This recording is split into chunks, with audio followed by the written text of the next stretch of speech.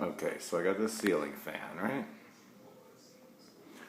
If you come down here, all of the wires are all ended up with wire nuts on them and just connected and whatever.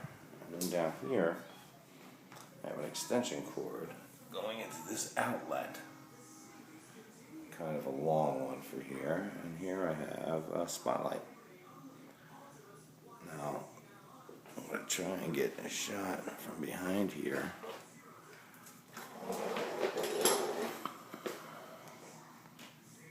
Okay, here's the ceiling fan.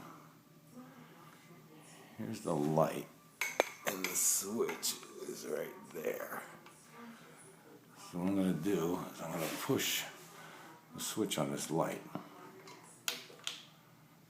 and the ceiling fan light comes on.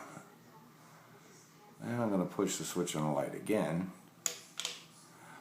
and the fan starts. However, the light is never lighting up. I'm going to push the switch again, and it shuts it off. So